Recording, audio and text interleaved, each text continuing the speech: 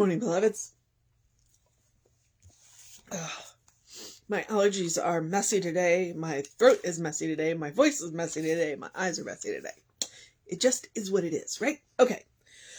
It is October 27th.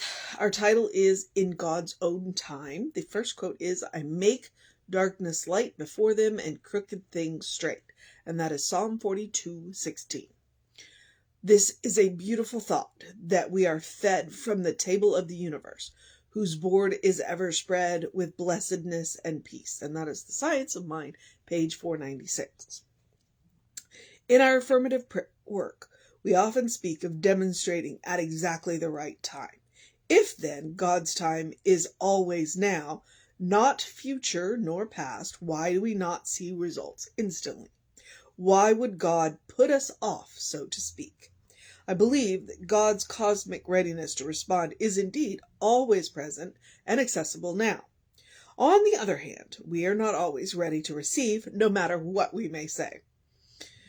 How can one who is constantly fighting off negative attitudes and behaviors be ready for a stable, durable relationship? How can one who has never cared about nor understood the handling of money be ready to manage great wealth? Who among us stands ready to make drastic changes in our lives, if need be, to demonstrate something better? All good questions. Our readiness to accept greater good is greatly improved as we make daily contact with our divine inner self. As we come to know its presence and working within us, we come to trust this vital self more and invite it into every phase of our lives. Consciousness needs constant building and tending. When it becomes more natural for us to think in cosmic terms, we shall then demonstrate more effectively. Infinite mind inspires me. Infinite power expresses through me. Infinite love heals me and presents me as a true spiritual being. I know myself to be a spiritual being, imbued through and through with divine love, wisdom, and intelligence. I am, therefore, a co-creator with God. I spend time with my God self. I trust it. I gratefully accept its unfailing instant response. And that is MS, Margaret Stortz. And I think it can be summed up in that line. I spend time with my God self. The point of daily spiritual practice is to spend time with our God self, to connect to the source of our own being. All spiritual practice, no matter what spiritual practice you are doing, be it meditation, be it treatment, be it affirmation, be it the loving, kind, and compassionate thing that I recommend, be it writing or creating art, whatever spiritual practice you are practicing, the point of that is to spend time with your God self. Because as she pointed out, frequently we are treating for things that we may not necessarily be ready for. The act of treatment, I've heard it said this way, the act of treatment does not change God. What it does is it changes us into the form where we are ready to receive what we have asked for. The whole reason why we ask for things is to signal our readiness to receive them. That is why we have to ask, because we have to make ourselves ready to receive whatever it is that we are asking for. All right? And the willingness to ask is part of the process. And the willingness to receive is part of the process. The point of daily practice is to spend time with the source of our own being, to get to know the source of our own being, to align ourselves with the source of our own being, to align ourselves with all of those qualities that God is. She makes the point.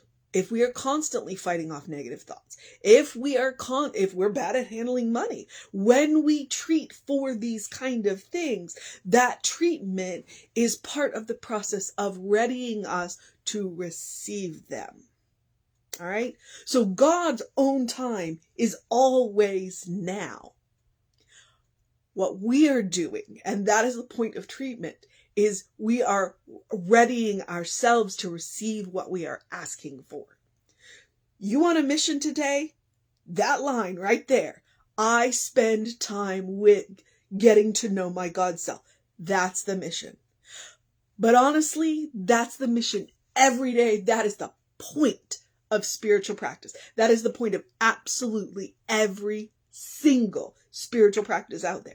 It's to spend time with your God self. It is to spend time getting to know the source of your own being. It is to spend time shifting your consciousness. It's to spend time learning. Learning who we truly are. And who we truly are is beloved children of God. All right? That, I know I'm running late today, but I could not be any clearer. She could not be any clearer. Margaret Stortz is amazing. I've enjoyed every one of hers. And today, I spend time getting to know my God self. Spend time getting to know your God self. And absolutely every spiritual practice, that is what you are doing. So you got your mission today. And the other mission, which is the loving, kind, and compassionate thing that I ask you to do every day, that is also, again, about aligning with those God qualities. Because loving, kind, compassionate, those are all God qualities. So as I ask you to practice on yourself, I am encouraging you to get to know your God, the source of your own being. I am encouraging you to align with, to act like, and to practice on yourself, because you are the best candidate. You deserve your own love. You deserve your own kindness. You deserve your own compassion. When you practice on yourself, you are getting to know your God self, but you are also creating a bank so that you have extra when you meet people that need a little extra. But you're also creating a habit. You are creating a default setting. You are creating a first response, a natural first response that is loving, kind, and compassionate no matter what happens. No matter what happens. And I have faith in you that you can do this. So practice on yourself, whatever it looks like. And it does look like self-care. It does look like taking a deep breath. It does look like taking a nap. And it does look like taking a walk. But it also looks like enjoying life. It looks like eating a fantastic dessert. It looks like calling a friend and going for coffee or tea or dessert. I'm a big believer in dessert. I like dessert. I believe in dessert. I believe in moderation. I believe in all things in moderation. So, that is, when I say loving, kind, and compassionate, I'm also talking about joy. I'm talking about making sure that you are enjoying your life and the source of your own being. All right. So there's that. Okay. I also encourage you, as I always do something to engage your mind and your body. I encourage you to drink plenty of water, whatever form that comes in, because as the cooler weather comes in, it might look like hot cocoa or tea or coffee, but hydrate. Please hydrate.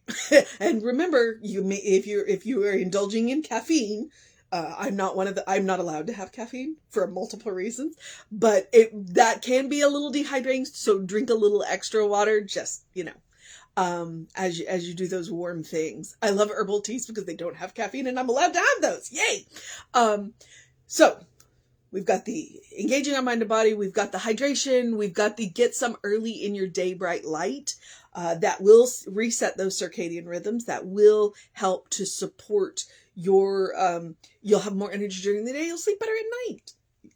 You'll have more energy to connect with the source of your own being, to get to know the source of your own being. And it's science. You can look it up. And in the words of Ernest Holmes, open the windows of your soul. Allow the breath of heaven to remind you, you do live in heaven right here, right now. It is all around us all the time because it's a state of mind. So as we are practicing these spiritual practices and we are spending time with our God self and we are getting to know the source of our own being. This is what I love about this time of year because I can open my windows and you get that breeze, that breath, and it just tickles across your skin, and it's an amazing feeling. And that's when I say that. When I say open the windows of your soul, that's the breath of heaven that I'm talking about. Just that light breeze that tickles across your skin that reminds you there's more than you see. You are more than you seem. And in all else, take Emma's advice. Look for the good and praise it. All right. That is a spiritual practice in and of itself. And it is a good way to get to know the God self of others. All right. Look for the good and praise it. All right. So here's where I do the social media. We are Creative Life Spiritual Center, Creative Life Spark on the social medias that we are on. I am the Running Rev Ryan on the social medias that I am on. So feel free to check out all of that content. I have posted sunrises and rainbows lately. So, hey, you never know what you're going to get. Most of the time it's inspiring and sometimes it's rainbows. Because, if I see a rainbow, I'm going to share it. I love rainbows. Or sunrises or sunsets or birds. Whatever, I just like flowers. Well, it's fall. So, color changing leaves. Oh, I haven't seen my tree recently. I need to get around to do that. Okay. So here's where I get to encourage you to have a great day, a wondrous day, a fantastic day, a magical day, an enchanting day, a wonder-filled day, an awe-filled day, an awesome day, a good day. And if that is too much pressure, simply have a day because you are enough just as you are. You are a beloved child of God in whom God is well pleased and well represented. Always. It's a state of grace. It doesn't have to be earned. In fact, it can't be earned. It is granted and it cannot be taken away. So bear that in mind. All right. That is a note of hope. So spend some time with your God self today. Consciously. Because that's what Ernest was about. It's like we spend time with our God self all the time. But let's do it consciously. Consciousness, consciousness, consciousness. The drumbeat of science of mind. All right, beloveds. Reverend David should be on around 5 p.m. with you. I will be back with you around 9 a.m. tomorrow. Know that you're loved. Take care of yourself. And I will see you next time.